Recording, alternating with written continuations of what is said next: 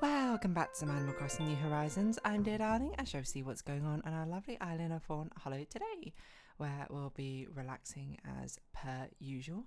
I don't know. I feel like my head, like I've got like a headache or something. What is going on? But nonetheless, we continue onwards. There's D&D today. What's going to happen with D&D session? I'm not really sure. I think it's going to be a lot of gambling, essentially. And if that's what my players want to do for the entire session, then that will be that. It's, again, the onus is kind of, it's not entirely on them, I suppose. But it's sort of like, we're kind of seeing. I didn't expect to spend as much time gambling at the end of last session than we did, but here we are. Who knows? That's the lovable nature of D&D is unpredictability. But hello everyone, right now in Fawnhallow at 6:58 PM on Wednesday, July 9th, 2025. How am I feeling? What's up? What's a vibe? I really got to do some more drawing for Art Fight. I've like not had the time to really do anything really. Like I have a piece, but I can't like get around to finishing it off. And part of it was because I was playing some of the games yesterday. I was trying to like get through the Zender Zone Zero story quest because I'm like, oh, it's ending in like 4 days or something. I think I've gotten I'm like 2/3 of the way through it or something. And I've done. And I didn't also realise that there's a time limit component in one of the events for it. It's fun, don't get me wrong, and the story's interesting. I'm intrigued at what's going on. There's a lot of mysteries because it's sort of, I suppose, setting up the next arc or whatever's happening. But I was doing that, I was playing some Uma Musume at the same time. I somehow have played in that 5, actually got the event card maxed out, which I didn't think was going to be possible when I saw the actual numbers, but I think it's probably because I played a lot on the first couple of days because I was just trying to like figure out how to do things. So that's incredible. But yeah, well, we'll do D&D, and then I'll probably do my drawing after D&D while also playing a bit of the ZZZ story. It's going to be good when we get to Honkai Star Rail story because that is something I can just play on autoplay and it'll be significantly easier to draw at the same time.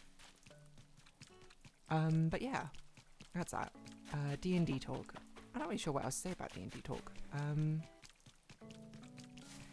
It's like I said there was like a pseudo end of Act 2 a while back for both campaigns, but I think both campaigns are also going to have like a proper end to Act 2 coming up, because my initial thought was that they like didn't want to necessarily have the encounter. Like one of the groups, what I was thinking was going to lead into the end of Act 2 ended up, the plan sort of fell through and in the most beautiful train wreck way possible, which really, really confused me. So then they basically took a diversion for a little while. So it's more like Act 2 Part 1, and then we had like break and then the Act 2 finale or something. And now we're sort of possibly on track to have it closing out Act 2. I don't really know, to be honest. I mean, part of it is myself as a DM sort of, again, not railroading, but basically being like, okay, like, we're not going to sort of dally around this story arc forever, come on. We can't do side quests forever, let's resume the main story quest and all that. In retrospect, probably what I should have done is I probably should have done a time skip, not time skip, but like downtime sort of thing. But I didn't think about that in the time, and I didn't think about that afterwards, so that's just my own bad, I suppose. But so be it. I mean, like, the canon events which happen in the story, I feel like are probably slightly shifted from the actuality of playing the D&D sessions. Like, in my head, like, probably the actual in-game time of a campaign has probably been, like, half a year or something, but that's kind of hard to weave in time components, I think. And plus, it's kind of already been established with this campaign, and, like, that's what's comfortable. That's server precedent. I'm not going to evoke a year's worth of changes just like that, because then it would just be even more confusing to think about. It's just something to take forward, As I say, all these lessons and DMings are just things to take forward. Some of them, if they can be changed on the fly, you do, and some of them don't matter. Like, I mean, like, the in-game daytime doesn't really matter that much. It only stops and matters if you sort of stop and think about it. Kind of like when you stop and think about a fictional world, being like, wait, that doesn't really make sense. Oh well, is kind of what you say. If I can suspend my disbelief to engage with it, then I guess it doesn't really matter in the end. But if you can't, then I guess it does matter. So your mileage may vary when it comes to that. But yes, so the D&D will be in 28 minutes or so. A lot of it will, again, I'm not exactly sure what their ultimate plan is going to be. I know where they are and what they could do, and I'm going to try and at least leave some opportunities for things which I had planned previously around this area. But otherwise, if they don't, then so be it. That's how the cookie crumbles, huh? What should we talk about? I don't know. I feel like my back has sort of been like, ugh, low battery. My back has been low battery. No, my back has been sort of uncomfortable recently. I've probably not been sitting as ergonomically as I should have been. TBH. To actually try and sort of, you know, preserve my back. Does that make any sense? I don't know. Yeah, what to talk about though? I'm not really sure.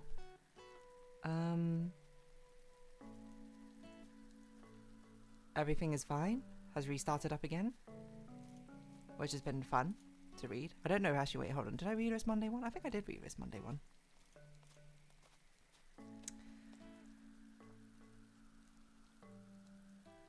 Who knows?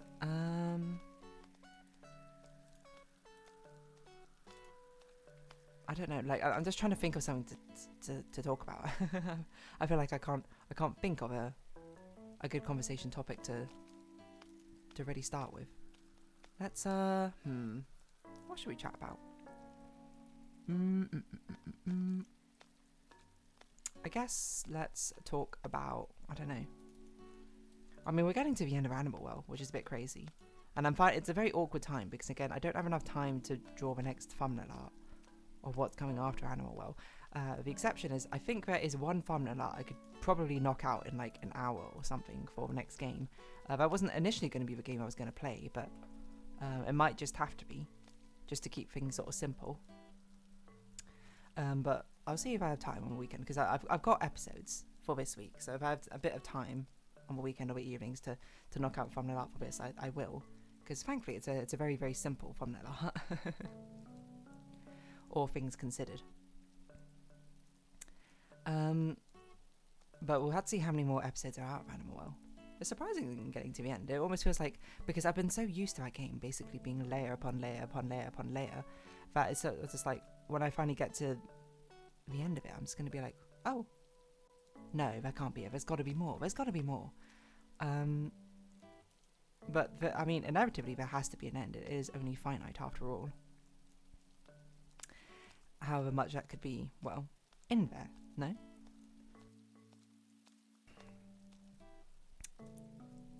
I mean, I think it'll be a similar thing with Blueprints. Because Blueprints will take me several hours to complete. Like, my friend told me that she took like 90 hours to complete, quote, Blueprints. I'm like 9 hours in. So it's going to take quite a few streams, I think, for me to actually get there in the end. But hopefully I actually have some time to do some more streams this month as well. Because it's not that busy a month, I think, compared to some of the other ones. I am busy this weekend, but I don't think I'm busy on the Sunday, as far as I know. And that one, I'm not busy on the Sunday. And the week after, I'm also not busy on the Sunday. I'm busy on the Saturday. So there is a chance we could get an actual 4 out of 4 streaming month. This month would be incredible, I think. A consistency not seen for a very long time. All it took was me having other things going on at the same time and being like, let's do it. And I think, honestly, a big motive for me, absolutely, is 100% the fact that I just want to play more Blueprints. It's actually a good thing that I put it in the stream for a motivation standpoint. Because it's kind of like, well, I want to play more Blueprints. I'm only going to allow myself to play it on stream, which is something I should be doing.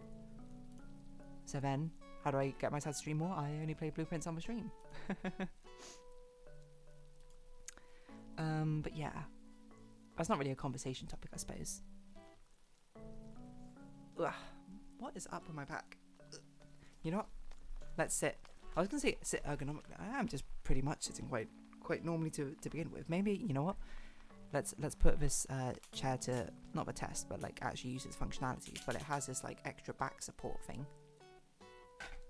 which is honestly it's meant to be for the lumbar region, I think. So I'm just gonna raise it a little bit higher because I don't think it's my lumbar region, which is feeling tired so much. It feels like the middle of my back. I'm probably like shrimping or something unconsciously sometimes, or maybe it's how I'm sleeping. I don't know, which is weird because I honestly sleep like a log. I sleep like just directly on my back, just arms by my side most of the time, and then boom, that's it. No movement. Well, that's not true. I probably move a bit. But maybe it's like I sleep like a vampire, or that's a better way to put it, like a vampire in a coffin or something.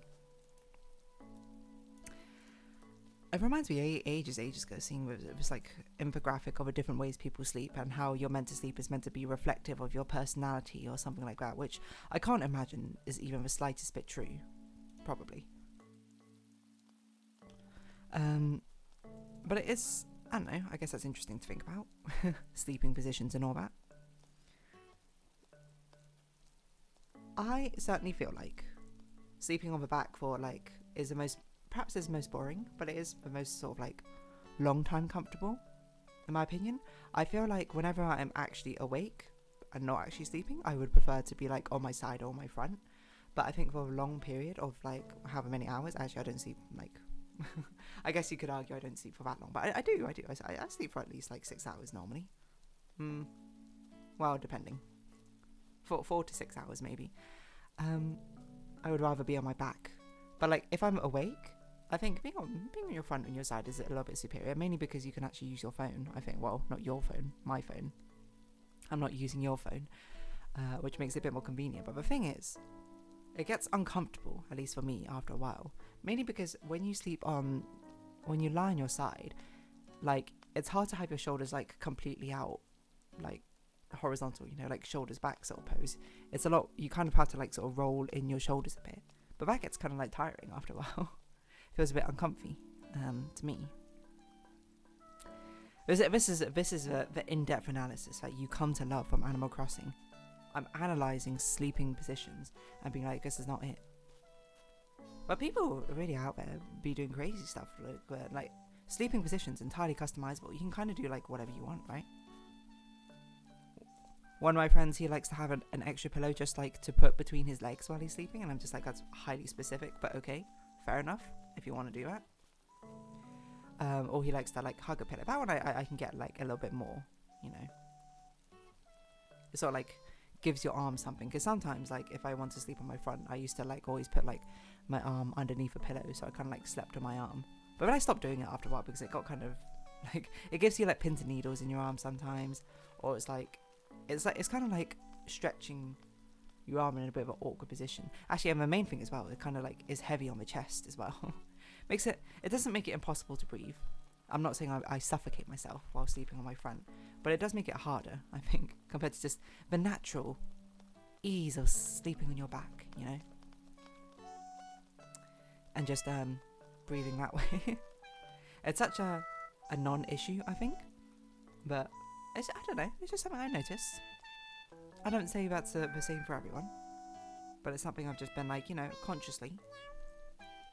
This is a bit uncomfortable, sleeping on your front for too long. I feel like I strain my breath, and I'm like, I'm meant to be sleeping. This is meant to be the easiest thing in the world. Well, not the easiest thing in the world. It's just meant to be, like, it's meant to be time for me to relax, to unwind. You can't do that with a compression on your chest. Well, I can't, at least. To be fair, there's very heavy blankets, which some of my friends have, and they highly rate, I suppose.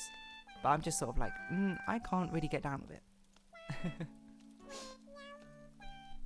Not necessarily that it feels suffocating or something, but like the weighted blanket, I think it's meant to sort of like keep you in place, or so. Not keep you in place, obviously. It's not like shackles or something, but it's like, it's meant to feel comforting, right? Like sleeping with like a weight on you. If anything, I'd rather have like a weightless blanket. Something which gives a warmth, I suppose, of a blanket, but doesn't feel like it's actually on me, in a way. Unless it's a silk blanket. Silk blankets feel, like, amazing. Other blankets, I would say, honestly, I'm wholly indifferent to be honest. But But I don't know, maybe there's a correlation there with sleeping position. Maybe if I slept on my front, I'd be like, weighted blanket, that's it. I want to be squashed like a bug in a rug. But otherwise, I'm just sort of like, I don't know. Let's see if I can see that sleeping positions infographic I found ages ago on probably some random image sharing site which has no basis. What, I mean, I don't know if this is the one. No, this is not the one I was thinking of, but what does the way you sleep say about you? What am I? Is it fetal position? Log position? Is this actually correct statistics? Yearner? Soldier. That's me, soldier. Quiet, reserved and picky. Excuse you. Starfish. They don't even have pillows in those two. These cannot be real. I wonder if those are the actual real, like, positions. Healthiest sleeping positions. Good, sleeping on the back. Okay, sleeping on the side. Bad, fetal position. What does that say? ID? Oh, avoid. But they've done it as an infographic where the V is...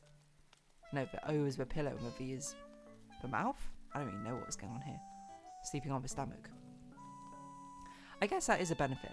You know, the fact that the sleeping position I prefer is on the back, and apparently, according to this one infographic I'm looking at, is the one I prefer. Prevents neck and back pain. Well, sorry about that, but I have a little bit of back pain. Or, I shouldn't say it's pain, it's more like ache. Reduces acid reflux. Wait, maybe that's why I like sleeping on my back so much. Minimizes wrinkles? Is wrinkles actually caused by things pushing against your face? I thought it was about like collagen or something in the skin.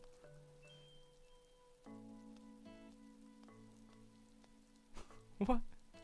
This can't be real. You know what, maybe that infographic is not all that. But when I remember, it was like a blue silhouetted woman or something who was demonstrating the different sleeping positions. Interesting that they all have names. Soldier, starfish, log, yearner, fetus, freefaller. The only one I remember is definitely starfish, but still. Sleepwalking, whoa. Back sleepers, whoa. Pillow height, low. That's true. I do prefer low pillow height. If you sleep on your back, you may prefer a pillow with a thin profile, a cervical pillow, or a neck roll underneath your head. Adding 1 to 2 pillows underneath your knees may help ease back pressure. You know what? I can give that a try. I didn't see why not. These all have optional lower body pillows, you know. This person has a pillow between their legs. This one has one underneath their pelvis, I guess. You know what? I don't, you know, if I'm complaining here about my back having a bit of issues, or what, not issues, no, I don't want to go that far. Just being like my back feels like tight, I suppose. Why not do that? Let's put a pillow under my... I'm going to do that tonight. I'm going to put a pillow underneath my knees and see if it eases the pressure on my back or not. I probably will forget to do that, but there you go. I don't know. Sleeping positions. Sleep like a soldier. I have no idea what this Animal Crossing episode even was. But so be it. If you have been watching, thank you very much. It's been Animal Crossing New Horizons. I've been Dear Darling. Likes, comments, subscription, shares greatly appreciated. Socials, Discord down below. Hope we see each other again. But for now, it's our farewell. So until next time, bye bye for now.